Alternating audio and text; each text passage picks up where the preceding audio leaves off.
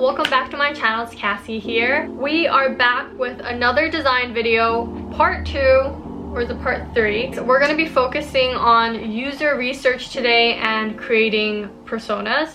So I'm just going to go ahead and show you guys what I did for my project. So the first thing I did was just go to Google Drive. I created a document and I just started putting down ideas of what do I want to understand about my users. In general, just learning more about the user base and their thought process. So this is what I wrote. The culture around food, why people choose to eat at restaurants, what kind of tools do they use to find where to go, how come people never know where to eat. So those were just some questions I thought of. And then I started writing down like a list, 1 to 10 questions I could ask the user. And I was really trying to think hard about what these questions were, because you don't really want to ask a question where they just say yes, no, yes, no, no, yes, you know, because you're not going to gain as much valuable insight if your questions are just too simple. But if all your questions are also like very long, like tell me this, describe this, and it's only like that, then the user might also feel like, oh, like this survey is just too much work. So it's like trying to find a balance between questions that give you a little bit of quantitative and qualitative data is good. And honestly, writing questions is hard. So people who are UX researchers, you do a really good job. So after I had a list of questions that I was happy with and I kind of organized them so they progressively get harder and harder, I went and I created a Google survey. So this is my Google survey right here, and as you can see, I got 10 responses from it. I put a little picture of food, and then now I'm just going to show you the questions I asked. Making a Google question survey is super easy to do. You just go to googleforms.com and you can easily create one. Mine had 10 questions, and then once they submit it, you're able to see the responses. So this is a summary of the responses I got, and then here it gives you an overview of what all the answers were for every single question. Yeah, so that's pretty much what I did for online surveys. I sent them to my friends, to some coworkers, and I just asked them, hey, can you fill out the survey for me?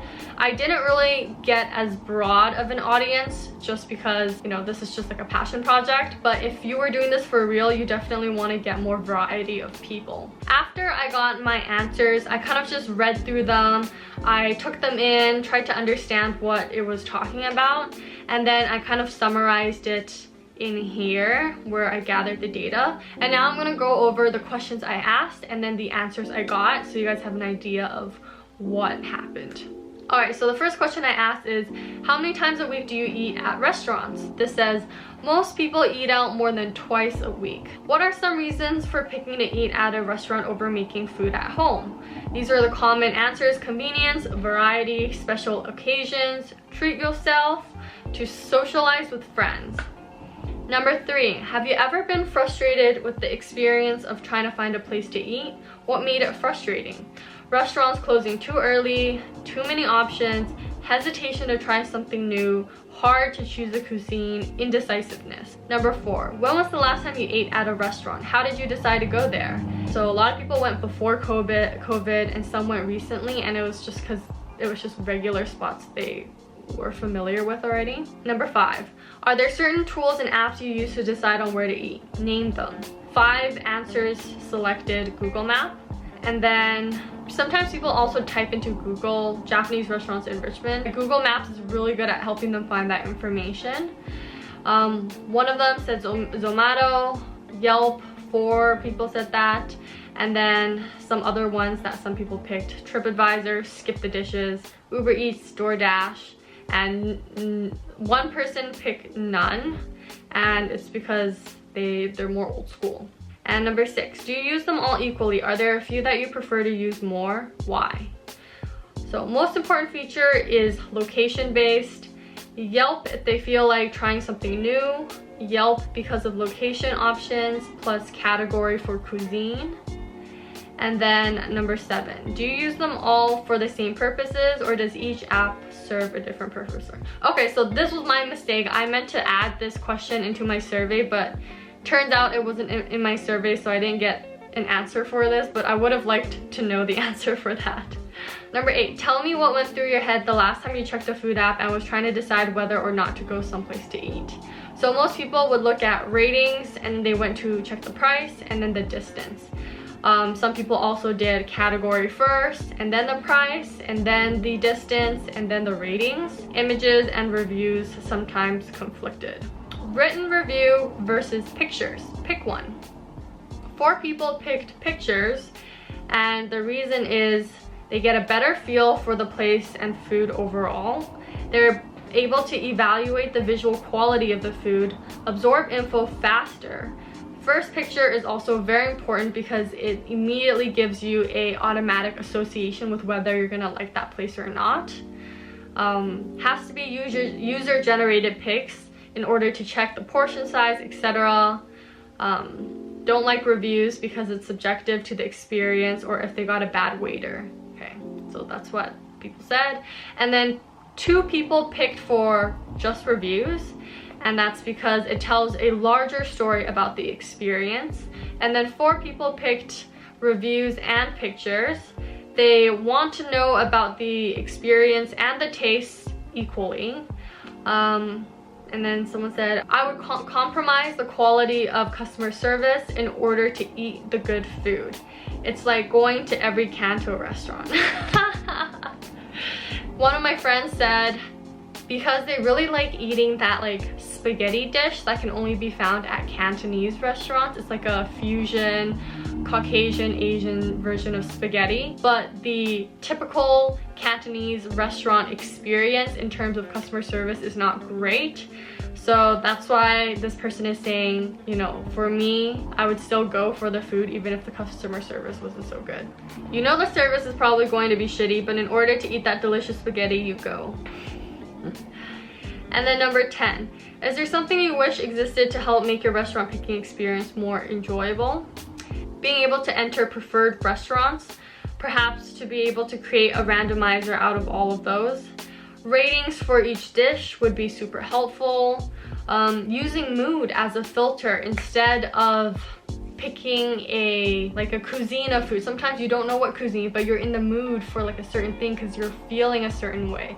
So some examples could be, you know, you're feeling sad, happy, you're feeling fresh, you want something greasy, you want something sweet, cozy, you want something like summer, it's got summer vibes to it. Local discounts, being able to like know which areas have discounts right now would be beneficial. Perhaps a discount card stamp embedded in the app so you can collect stamps to earn a free drink / meal. So that was actually something I added because as I'm looking at the research, I'm also thinking of like all these ideas, different features I can put into this app and potentially create. So that's just something I thought of. And the reason why a stamp collecting service in the app could be beneficial is because, you know, usually when they hand you that little paper one, you end up having so many of them in your wallet and you just lose them. It's just not really useful. So if it were digitized, it would just be easier to collect stamps like that. These are just ideas now that I came up with. The app will generate categories for top 10, best for birthdays.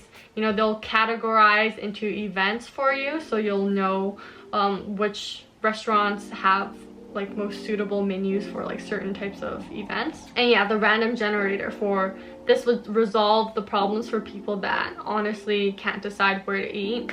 So the idea is that you can define a cuisine, the $ proximity, and then you can just click generate, and then the app will able to help you pick top 3 or just 1. Yeah, it'll help couples and gamify the experience, and that's just what I wrote. I did also want to mention, I think online surveys are useful, but honestly, nothing can beat actually doing a in-person interview. In this entire activity that I did, I only interviewed one person in real life. And I would say that interviewing that one person was able to help me gather so much more useful data and results compared to doing it online. Because when you do it online, you know, people don't really want to go into detail. They don't really want to explain the thinking as much because they have to type it up. So yeah, definitely recommend to do a equal amount of in-person interviews as you do online interviews, or at least try and get at least 8 in-person interviews, or 10. Like, that would be a really solid number. Now we get into the personas. Typically you create personas because it helps you have a better understanding of your users. I picked to make 3 personas in this specific instance. To start this out, I started with a Google Doc. That tends to be my first choice of how I organize my thoughts. And then this is what I wrote. I want to focus on people ages 16 to 40, around this age. Teenagers, young adults, and adults and parents. So fun facts, millennials eat out at restaurants 90 times and 41 dinner parties over the course of the year. So that just shows millennials celebrate a lot. They go out a lot for dinner parties. And then the average attention span for millennials is 12 seconds, and the average attention span for Gen Z is 8 seconds. So as you can see, the younger you get, the more impatient you are. What I did before even going into designing how the persona looks like is I wrote down my 3 people that I want to create. Essentially, here is my Gen Z teenager. Christy Lim is my young adult, she's 25. And then here I have Jason Strong, who's 35 and he's a father. And generally, you would base your personas off of the user research you've gathered. But in this case, my user research, like, I didn't diversify my interviews enough into like Gen Z, millennials, and parents. Although ideally that would have been what I did. So now I'm just making these personas pretending that I did interview these types of people and trying to make up a persona for them. But essentially this should be real personas made on real people, okay? So after I wrote down an idea of what these people are and their characteristics and their pain points and what they're looking for, I then went into Figma, which looks like this. And I created 3 different artboards and I named them for Anna Marie, Christy Langton, and Jason Strong. I created a template from this very first one, and all I did was copy and paste it and then just change the data that's in it to match that person. And yeah, so this is actually my very first time using Figma. I'm still trying to get used to the interface as well as the shortcuts on it. I don't really know any shortcuts yet. So yeah, I'm really excited to learn because Figma seems quite snappy and honestly, it's quite easy to use so far. So it'll be interesting to see how using Figma is going to be like once I enter the design heavy portion of this entire project. Let me show you our very first person. So her name is Anna Marie. She is an 18 years old Gen Z, high school student, impatient, has a short attention span, doesn't know how to cook, and is not interested in learning. She gets most of her information from social media such as Instagram, Facebook, TikTok, and she's interested in trying new foods or out-of-the-box food trends. So this is Anna Marie talking. You could say I know what's trending in the foodie world majority of the time. I have all the popular food apps downloaded and I use them all the time to either check out a restaurant or order for delivery. I do like to eat, but I would say my money is usually spent 60-40 on clothes and then food. I don't have a lot of money, so I like trying out foods that are designed to provide a special and memorable experience. Honestly, I've probably never been to a restaurant without a phone in hand, so you can bet I'll be doing research on this place before I go eat there. I usually discover new restaurants through social media because popular Instagrammers I follow will show me what's new. I'm always willing to try something new and bizarre as long as I can get a good picture out of it. Beer ramen, have you heard of that? Her motivations, as you can see from this bar, are, you know, price is important for her, location is important for her, speed is important for her, comfort is it's all right. And then some of her goals, so in terms of discovery, can you show me what Insta-worthy restaurants are trending right now? Are there any special promotions right now? And tactical goals are recommend me restaurants around me, and I want to tag this restaurant on my Instagram story. Now moving on to our next. So this is Christy Langton. She is a 25-year-old millennial. She is a full-time UX designer, enjoys the restaurant experience, dairy-free and vegan, values a good work-life balance, a social butterfly going to many celebratory dinners such as birthdays, work events, moving, engagements. There's a lot of things that happen when you're in your mid-20s. I'm in that stage of my life where every week is the same cycle of work and catching up with friends. We all have busy schedules and sometimes it can be hard to see one another, but I always plan my weekends in advance so I can see everyone. I make my meals pretty much majority of the week. For me, eating out during the weekend is not only a guilty pleasure, but it's a social tradition. Honestly, what else is there to do besides eat? I also live an active lifestyle and I am conscientious of what I put in my body, which is why I am dairy-free and vegan. For me, being able to easily customize my food and split checks with the big groups of friends is important to me. Whether it's a birthday, promotion celebration, or a engagement dinner, nothing can bring friends closer together than good food. But the problem is with big groups, we can't ever decide on a place to eat. Sometimes I wish someone could just pick for us. Her motivations, price are not as important to her because obviously she's a working professional. Location's important to her, speed is important to her, comfort is important to her. You know, as you get older, the more important it is to be comfortable. And her goals, discovery. Show me which restaurants are popular for celebrating events and birthdays, etc. Why should I use this app over Yelp and Zomato?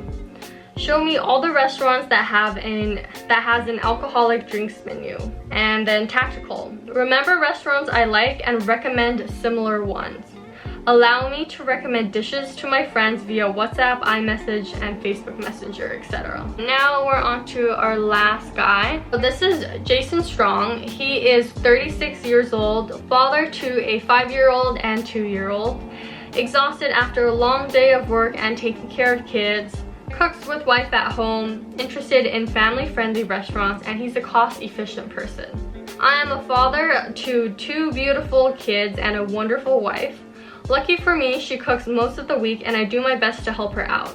At home, it can be chaotic with 2 toddlers, but they make my world.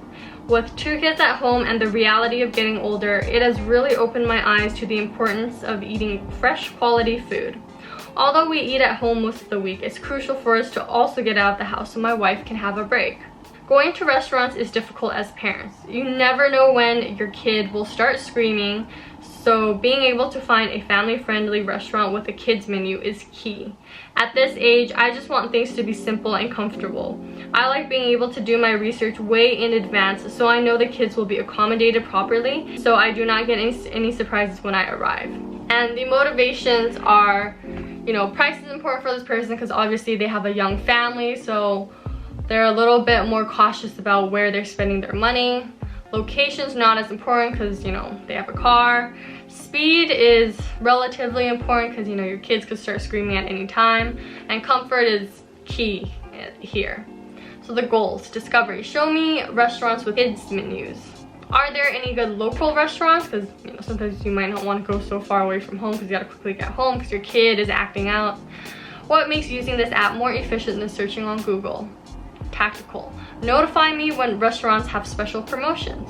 Let me easily book this restaurant through the app. So anything to make their life or his life more simple. Okay guys, my room is so hot and I'm dying now, but that essentially concludes our user research / persona portion of this design process. The next step is to gain a better understanding of your competitors. So we already know who the users are. Now we want to see what other companies in the same industry as ours is doing. So we have a better idea of what's already been done, maybe find opportunities we can use that other competitors are using. What we're gonna do is create a Swissy Duxo analysis, which is essentially like a SWOT analysis but more complicated. So yeah, I will see you guys in my next video. I hope you guys like this one and found it to be interesting. Make sure to, of course, like this video and subscribe to my channel. It shows me that you guys like these videos and it gives me that little push I need to just like get this design work done. Thank you guys for watching, and I'll see you guys in my next design video. Bye!